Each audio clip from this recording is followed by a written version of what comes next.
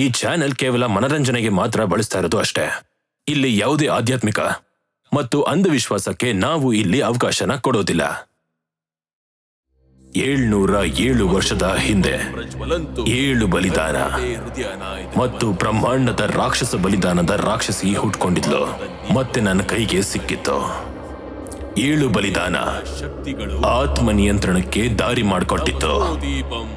ನನ್ನ ಯಾಗ ಪೂರ್ತಿ ಆದ್ಮೇಲೆ ಈ ರಾಕ್ಷಸಿ ಕಲ್ಲು ಇಡೀ ಪ್ರಪಂಚದಲ್ಲಿರುವಂತ ಆತ್ಮಗಳ ತನ್ನಷ್ಟಕ್ಕೆ ತಾನೇ ಶಕ್ತಿನ ಕೊಡುವಂತದ್ದಾಗಿತ್ತು. ನಾನೀ ಪ್ರಪಂಚಕ್ಕೆ ಹತ್ತಿರ ಆಗೋ ಅಷ್ಟರಲ್ಲಿ ಆ ಸಮಯದಲ್ಲಿ ನನ್ನ ಯಜ್ಞದ ಮುಂಚಿತವಾಗಿ 7 ಬಲಿದಾನದಲ್ಲಿ 1 ಬಲಿದಾನ ಕಣ್ಣನ್ನು ಬಿಡುತ್ತೆ. ತಮಸೋ ದೀಪಂ ಪ್ರಜ್ವಲಂತು ಕರಿತಾ ಇದೆ ಹೃದಯನ ಇದಕ್ಕೆ ಬಂದು ಸೇರ್ಕೊಳ್ಳಿ ಅಂತ. ರಕ್ತಪಾತದಲ್ಲಿ ಬದುಕಿ ಬಾಳಿ ಅಂತ. 7 ದೇಹಗಳ ಶಕ್ತಿಗಳು ವಾಹಂತು. ತಮಸೋ ದೀಪಂ ಪ್ರಜ್ವಲಂತು. ಇಲ್ಲ, ಯಜ್ಞ ಭಗ್ನವಾಗುತ್ತೆ. ಮತ್ತೆ ಕಲ್ಲಿನ ಶಕ್ತಿ ಮಧ್ಯದಲ್ಲೇ ನಿಂತಿರುವಂತ ಕಾರಣದಿಂದಾಗಿ ಆ ಶಕ್ತಿ ನನ್ನನ್ನ ಕತ್ತಲೆ ಜಗತ್ತಿಗೆ ಕರೆದುಕೊಂಡು ಹೊರಟೋಯ್ತು. ನನ್ನ ಜೊತೆಗೆ ಗುಲಾಮರು ಕೂಡ ಭಾರತದ ಮೂಲೆ ಮೂಲೆಗೆ ಬೀಳೋ ಹಾಗೆ ಆಯ್ತು. ಯಾವ ರೀತಿ ನನಗೆ ಈ ಕಲ್ಲಿನ ಬಗ್ಗೆ ಅರ್ಥ ಆಯ್ತು ಅಂತಂದ್ರೆ, ಆ ಪುಸ್ತಕನ ಖುದ್ದಾಗಿ ಯಾವುದೋ ರಾಕ್ಷಸನೇ ಬರ್ದಿತ್ತು. ಮತ್ತೆ ಆ ಪುಸ್ತಕದಲ್ಲಿ ಏನ್ ಬರ್ದಿತ್ತು ಅಂತಂದ್ರೆ, ನಾವ್ ಈ ಕತ್ತಲೆಯಿಂದ ಆಚೆ ಬಂದಾಗ ಮತ್ತೆ ಪ್ರಪಂಚದಲ್ಲಿ ರಾಜ್ಯನ ಆಳ್ಬೇಕು ಅಂದ್ರೆ ಅದರ ಜೊತೆಗೆ ನಾವು ಕೂಡ ಬಲಿದಾನದ ಜೊತೆ ನಾವು ಅದನ್ನ ಕರ್ಕೊಂಡ್ಬಂದು ಯಜ್ಞದಲ್ಲಿ ಹಾಕ್ಬೇಕಾಗತ್ತೆ. ಮತ್ತದರ ಬಲಿ ಕೊಡಬೇಕು. ಈಗ ತಡ ಮಾಡೋದು ಬೇಡ.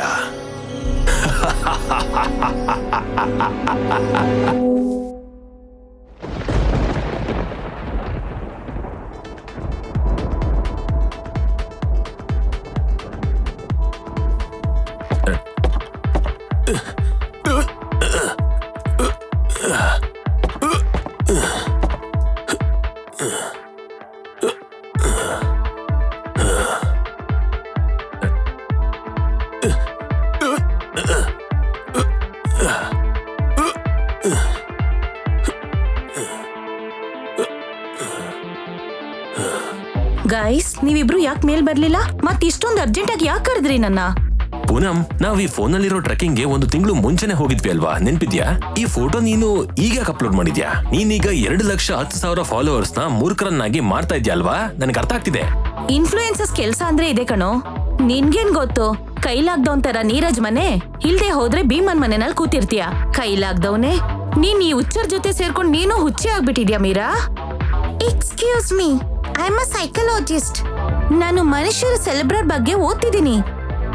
ಯಕ್, ಮೀರಾ ನಿನ್ ಪಾರ್ಟಿನಲ್ಲಿ ಬ್ರೈನ್ಸ್ ಬಗ್ಗೆ ಓದ್ತಿದ್ಯಾ? ಮತ್ತೆ Bheemu, can you please stop doing the pushups? It's irritating me now. ನಾನು ಬೇಗ ಆರ್ಮಿಗೆ ಸೇರ್ಕೋಬೇಕಾಗಿದೆ. ನಾನು ಕಾಂಟೆಕ್ಸ್ಟ್ ಅಲ್ಲಿ ಪಾರ್ಟಿಸಿಪೇಟ್ ಮಾಡಬೇಕಾಗಿದೆ. ಮತ್ತೆ ಕಮಾಂಡಿಂಗ್ ಆಫೀಸರ್ಸ್ ಮುಂದೆನೆ ನಾನು ನನ್ನ ಶಕ್ತಿನ ಸಾಬೀತು ಮಾಡ್ಕೊಳ್ಳೇಬೇಕಾಗುತ್ತೆ. ಇವ್ನು ಏನ್ ಹೇಳ್ತಿದ್ದಾನಪ್ಪ? ಪೂನಂ, ಹಾ ಹೇಳು. ಈಗ ತಾನೇ ಹೇಳ್ತಿದ್ದೆ ಅಣ್ಣನ್ ಪುಷಪ್ಸ್ ಇರಿಟೇಟ್ ಮಾಡ್ತಿದೆ ಅಂತ. ಅವ್ನ್ ಎದ್ ನಿಂತ್ಕೊಂಡ್ಮೇಲೆ ನಿನಗ್ ಮಾತೇ ಬರ್ತಿಲ್ಲ. ನೀನ್ UPS ಓದಿದ್ ಮುಗೀತಾ ಇಲ್ಲ ಫೋನ್ನಲ್ಲೇ ಇರ್ತೀಯ ಯಾವಾಗ್ಲೂ? ನಾನು UPS ನ ಮೌಖಿಕ ಇಂಟರ್ವ್ಯೂ ಹೇಗ್ ಕೊಡ್ತಾರೆ ಅದನ್ನ ನೋಡ್ತಿದ್ದೆ. ಎಲ್ಲರೂ ಸ್ವಲ್ಪ ಸುಮ್ಮನೆ ಇರ್ತೀರಾ? ನಿಮ್ಮೆಲ್ಲರೂ ಇಲ್ಲಿ ಒಂದು ಇಂಪಾರ್ಟೆಂಟ್ ಕೆಲಸದ ಮೇಲೆ ಕರೆದಿರೋದು. ಆರವ್ಗೆ ನಮ್ ತಂದೆಯವರ ಲಾಸ್ಟ್ ಲೊಕೇಶನ್ ಸಿಕ್ಕಿದೆ. ಏನ್ ಹೇಳ್ದೆ, ನಿಜನಾ?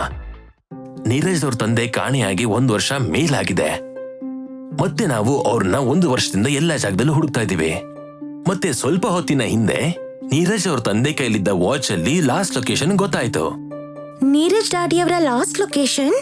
ಹಾಗಾದ್ರೆ ಅವ್ರ ತಂದೆಯ ಫೋನ್ ನಿಂದ ಲಾಸ್ಟ್ ಲೊಕೇಶನ್ ನ ಸುಳಿವು ಸಿಕ್ಕಿತ್ತು. ಹಾಗಿದ್ರೆ ಅದೇ ಆಗಿರತ್ತೆ. ಇಲ್ಲ, ಯಾವ ಲೊಕೇಶನ್ ಅಪ್ಪನ ಫೋನ್ ಅಲ್ಲಿ ತೋರಿಸ್ತಾ ಇತ್ತೋ ಅದು ಸ್ಮಾರ್ಟ್ ವಾಚ್ ಅಲ್ಲಿ ಬೇರೆದೇ ಲೊಕೇಶನ್ ತೋರಿಸ್ತಾ ಇದೆ. ಮತ್ತೆ ಆ ಲೊಕೇಶನ್ ಇಲ್ಲಿವರೆಗೂ ಯಾರು ಕೂಡ ನೋಡೇ ಇಲ್ಲ. ಆರವ್, ಹಾಗಿದ್ರೆ ನೀನ್ ಯಾಕೆ ಇಷ್ಟೊಂದ್ ತಡ ಮಾಡ್ಬಿಟ್ಟೆ? ಒಂದ್ ಗಡಿಯಾರದ IP ನ ಟ್ರೇಸ್ ಮಾಡೋದಿಕ್ಕೆ? ನೀನ್ ಲಕ್ನೋದ ಟಾಪ್ ಹ್ಯಾಕರ್ ಅಲ್ವಾ? ಎಕ್ಸಾಕ್ಟ್ಲಿ, ಇದನ್ನೇ ನಾನು ಯೋಚನೆ ಮಾಡ್ತಾ ಇದ್ದೀನಿ. ಯಾರೋ ಇದಕ್ಕೂ ಮುಂಚೆನೆ ಹ್ಯಾಕ್ ಮಾಡಿ ಇಟ್ಟಿದ್ದಾರೆ. ಆ ಕೋಡ್ ನ ಹುಡ್ಕೋ ಅಷ್ಟರಲ್ಲಿ ನನಗೆ ಇಷ್ಟೊಂದು ಟೈಮ್ ಬೇಕಾಯ್ತು. ಯಾರದನ್ನ ಹ್ಯಾಕ್ ಮಾಡಿದ್ರೋ ಅವ್ರು ಗೊತ್ತಾ ನಿಮ್ಗೆ ಯಾರು ಅಂತ? ಯಾರದು? ಪೂನಂಗೆ 2,10,000 ಫಾಲೋವರ್ಸ್ ಅಲ್ಲಿ ಒಬ್ಬ ಫಾಲೋವರ್ ಕೂಡ ಇದ್ದ. ಅವನು ನೀರಜ್ ಅವ್ರ ತಂದೆ ಲೊಕೇಶನ್ ನ ಹ್ಯಾಕ್ ಮಾಡಿ ಇಟ್ಟಿದ್ದ. ನೀನ್ ಹೇಳೋದ್ ನೋಡಿದ್ರೆ ಹಾಗಾದ್ರೆ ಇದ್ರರ್ಥ ಅವರು ಪೂನಂ ಮೇಲೇನೂ ಕಣ್ಣು ಇಟ್ಟಿದ್ರಾ? ಆರವ್, ಲಾಸ್ಟ್ ಲೊಕೇಶನ್ ಎಲ್ಲಿಂದು? ಲಾಸ್ಟ್ ಲೊಕೇಶನ್ ಶಿಂಬಾರ್ ಕಾಡ್ ಹತ್ರ ಇತ್ತು. ನೀವ್ ಹೇಳ್ತಾ ಇರೋಂತ ಜಾಗ ಆ ಕಾಡಿನ ಮಧ್ಯದಲ್ವಾ? ನನಗೆ ಯಾಕೋ ತುಂಬಾ ಭಯ ಆಗ್ತಾ ಇದೆ. ಅಲ್ಲಿ ನೋಡಿದ್ರೆ ಜನರು ಮಾಯ ಆಗ್ತಾರೆ ಅಂತ ಸುದ್ದಿಗಳು ತುಂಬಾ ಬರ್ತಾ ಇರುತ್ತೆ. ಆದ್ರೆ ಏನ್ ಮಾಡೋದ್ ನಾವಲ್ಲಿ ಹೋಗಿ? ನನ್ಗೆ ಯಾಕೋ ಏನು ಗೊತ್ತೇ ಆಗ್ತಾ ಇಲ್ಲ. ಇನ್ನೂ ಮಾತ್ ಮುಗ್ದೇ ಇಲ್ಲ, ಇವನ್ ಆಗ್ಲೇ ನಡ್ಗೋದಿಕ್ ಶುರು ಮಾಡ್ತಿದ್ದಾನೆ. ಯಾವಾಗ ಹೋಗ್ಬೇಕು ಅದನ್ನ ಹೇಳಿ ಸಾಕು. ಕಾಡಲ್ಲಿ ಮೋಡಿ ಮಾಡೋದಕ್ಕೆ ನಾನು ಈಗ್ಲೇ ತಯಾರಾಗಿದ್ದೀನಿ. ನಡೀರಿ ಹೋಗೋಣ. ಆದ್ರೆ ಅಣ್ಣ, ನಿಂಗ್ ಬುದ್ಧಿ ಸರಿ ಇಲ್ಲ. ಏನಂದೆ? ಜಾಸ್ತಿ ಮಾತಾಡ್ತಾ ಇದ್ಯಾ ನೀನು? ಅವಳದ್ರಲ್ಲಿ ಏನ್ ತಪ್ಪು ಮಾತಾಡದ್ಲು? ನೀನು ತುಂಬಾನೇ ಆತರ ಪಡ್ತಾ ಇದ್ಯಾ. ನೀರಜ್, ಯಾವಾಗ ಹೋಗ್ಬೇಕು? ನೀವ್ ಎಲ್ರೂ ಬರುವಂತ ಅವಶ್ಯಕತೆ ಇಲ್ವೇ ಇಲ್ಲ. ಅಲ್ಲಿ ಎಲ್ರೂ ಹೋಗೋದು ತುಂಬಾನೇ ಅಪಾಯ. ನಾನು ಅಲ್ಲಿಗೆ ಒಬ್ನೇ ಹೋಗ್ತೀನಿ. ನಾವೆಲ್ಲ ಫ್ರೆಂಡ್ಸ್ ಸೇರ್ಕೊಂಡು ಒಂದ್ ಪ್ರಾಮಿಸ್ ಮಾಡಿದ್ವಿ. ನಿನಗ್ ನೆನ್ಪಿದ್ಯಾ? ನಿಮ್ಮಪ್ಪನ್ ಹುಡುಕೋ ಕೆಲ್ಸದಲ್ಲಿ ನಾವೆಲ್ರೂ ಒಂದಾಗಿರ್ತೀವಿ ಅಂತ. ಏನಾದ್ರೂ ಪರವಾಗಿಲ್ಲ. ಹಾ, ನಾವೆಲ್ರೂ ಹೋಗೋಣ. ಆ ಕಾಡಿನ ಮಾತು ಬರೀ ಊಹಾಪೋಹ ಅಷ್ಟೇ. ಏನೂ ಆಗೋದಿಲ್ಲ. ಅಲ್ಲಿ ಹೋಗಿ ನೋಡ್ಕೊಂಬರೋಣ. ಆದ್ರೆ ಹೋಗೋದ್ ಯಾವಾಗ? ಅದು ಈಗಿಂದೀಗ್ಲೇ. ಏನು? ಈಗೇನಾದ್ರೂ ಹೆದರ್ಕೊಂಡ್ರೆ? ನಾನು SUV ಬುಕ್ ಮಾಡಿದೀನಿ. ನನ್ಗೆ ಎಲ್ರು ಬರ್ತೀರಾ ಅಂತ ಗೊತ್ತಿತ್ತು. ಈಗ ಎಲ್ರು ಮನೆಗೆ ಹೋಗಿ ಅರ್ಧ ಗಂಟೆ ಅಷ್ಟಲ್ಲಿ ನೀರಜ್ ಅವ್ರ ಬಿಲ್ಡಿಂಗ್ ಹತ್ರ ಬಂದ್ಬಿಡಿ. ಲೇಟ್ ಮಾಡ್ಬೇಡಿ. ನಾನು ಮತ್ತು ಪೂನಮು ಇಬ್ರು ಅಕ್ಕಪಕ್ಕದ ಮನೆಯವ್ರೆ. ನಾವಿಬ್ರು ಅಲ್ಲೇ ಸಿಗ್ತೀವಲ್ಲ. ಹಾ, ನೀನ್ ಕರೆಕ್ಟ್ ಆಗಿ ಹೇಳ್ದೆ. ಸರಿ, ಹಾಗಾದ್ರೆ ಈ ಸೈಕೋ ಮತ್ತೆ ಇನ್ಫ್ಲೂಯೆನ್ಸರ್ ಬಿಲ್ಡಿಂಗ್ ಹತ್ರನೇ ನಾವು ಸಿಗೋಣ. ಇನ್ನು ಅರ್ಧ ಗಂಟೆಲಿ ನಾವು ಹೊರಡ್ಬೇಕು.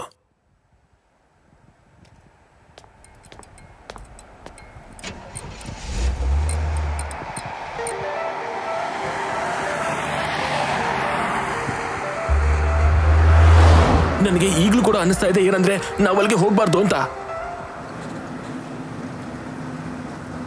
ನನಗೆ ಯಾಕೋ ತುಂಬಾ ಭಯ ಆಗ್ತಾ ಇದೆ. ಹಾಡಾದ್ರೂ ಹಾಕಪ್ಪ ಗಾಡಿಲಿ. ಹಾಕಕ್ಕಾಗಲ್ಲ. ಯಾಕಾಗಲ್ಲ? ಮ್ಯೂಸಿಕ್ ಪ್ಲೇಯರು ಈ ಗಾಡಿಲಿ ಕೆಟ್ಟೋಗಿದೆ. ಎಂತ ಡಬ್ಬಾ ಕಾರ್ ಇದು, ಯಾಕೆ ತಗೊಂಬಂದೆ?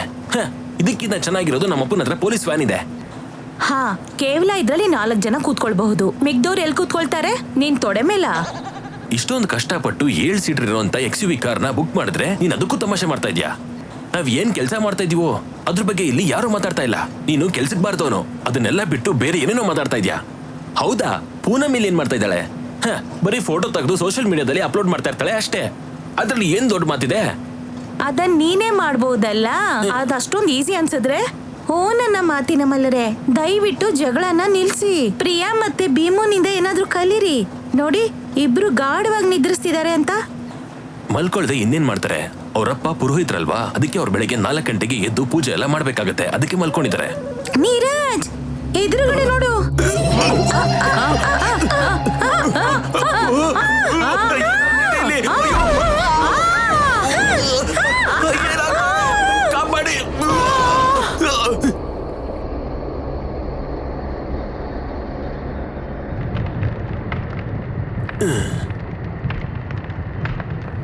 ಗಾಯ್ಸ್, ನನಗೆ ಕಾಣಿಸ್ತಾ ಇರೋದು ನಿಮ್ಗೂ ಕಾಣಿಸ್ತಾ ಇದ್ಯಾ?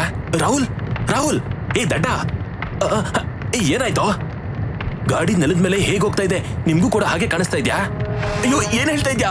ಈ ಗಾಡಿ ಕೆಳಗೆ ಹೋಗ್ತಾ ಇದೆ, ಅರ್ಥ ಆಗ್ತಿಲ್ಲ.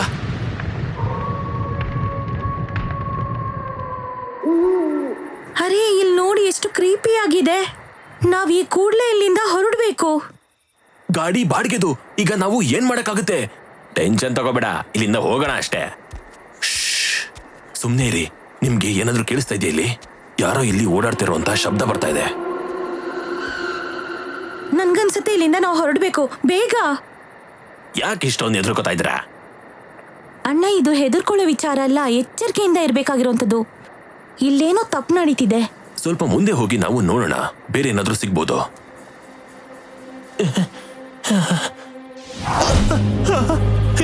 ಇದೆಲ್ಲ ಏನಿದು?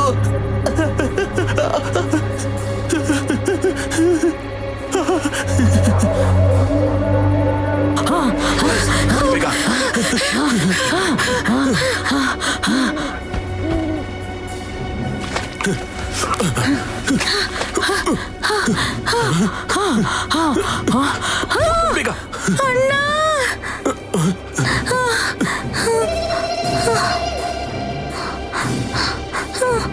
ನನ್ ತಂಗಿನ ಮುಟ್ಟಿದ್ರು ಈ ಯೋಚನೆ ಕೂಡ ಮಾಡಬೇಡ.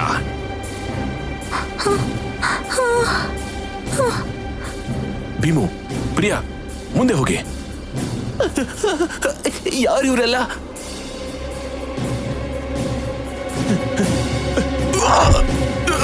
ಅಣ್ಣ, ಬೇಗ ನಡೀರಿ, ಆ ಲೈಟ್ ಹತ್ರ ನಡೀರಿ, ಆ ಕಡೆ ಬೇಗ. ಗೈಸ್, ಬೇಗ ಒಳಗ್ ಬನ್ನಿ. ಬೇಗ ಬನ್ನಿ, ಎಲ್ಲರೂ ಬನ್ನಿ ಬೇಗ.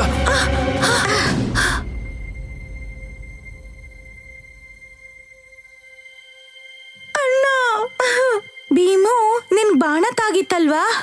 ಹೌದು, ಮತ್ತೆ ಈ ಬಾಣ ಎಲ್ ಮಾಯ ಆಯ್ತು? ಗೈಸ್, ನನ್ ಫೋನ್ ಬಂದಾಗ್ಬಿಟ್ಟಿದೆ. ನಂದು ಕೂಡ. ಬರೀ ಫೋನ್ ಮಾತ್ರ ಅಲ್ಲ, GPS ಕೂಡ. ಮತ್ತೆ ಇಲ್ಲಿ ಟಾರ್ಚ್ ಕೂಡ ಸರಿಯಾಗಿ ಕೆಲಸನೇ ಮಾಡ್ತಾ ಇಲ್ಲ. ಬಾಣ ಎಲ್ಲೋಯ್ತು? ನೋವು ನನಗೆ ಆಗಿತ್ತಲ್ಲ ತುಂಬಾನೇ.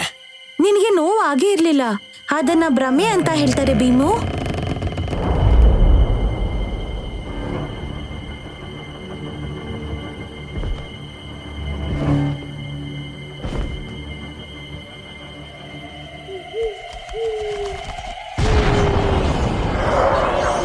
ನಿಮ್ಮ 7 ಜನಕ್ಕೆ ಕಾಯ್ತಾ ಇದ್ದೆ ನಾನು. ಕೊನೆಗೂ ಆ ದಿನ ಬಂದೇ ಬಿಡ್ತು. ವಾಯುಸುರ, ನನ್ನ ಗುಲಾಮ, ನನಗೆ ಆ 7 ಜನ ಮಕ್ಕಳು ಕೂಡ ಬೇಕು. ಆಗ್ಲಿ ಮಾಲೀಕರೇ, ನಾನು ಅವ್ರನ್ನ ಎಲ್ರೂ ಇಟ್ಕೊಂಡ್ ಬರ್ತೀನಿ. ಕೊನೆಗ 7 ಜನ ಕೂಡ ಜೊತೆಗೆ ಸಾಯೋ ತರ ಮಾಡ್ತೀನಿ. 707 ವರ್ಷ, 7 ಜನ. ಈಗ ನಡೆಯುತ್ತೆ ರಕ್ತದ ಆಟ.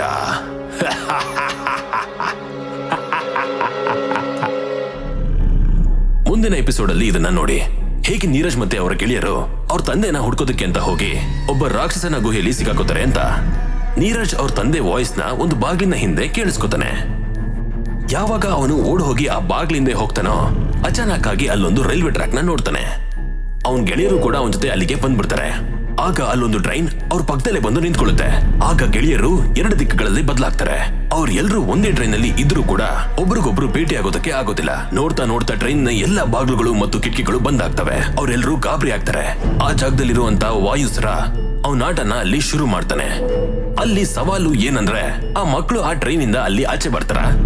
ನೀರಜ್ ಅವ್ರ ತಂದೆನ ಬಚಾವ್ ಮಾಡ್ತಾನ? ಅಥವಾ ಈ ಮಕ್ಕಳು ಆ ರಾಕ್ಷಸನಿಗೆ ಬಲಿ ಆಗ್ತಾರ? ತಿಳ್ಕೊಳ್ಳೋದಕ್ಕೆ ನೋಡ್ತಾನೆ ಇರಿ ದಿ 7 ಸ್ಯಾಕ್ರಿಫೈಸ್.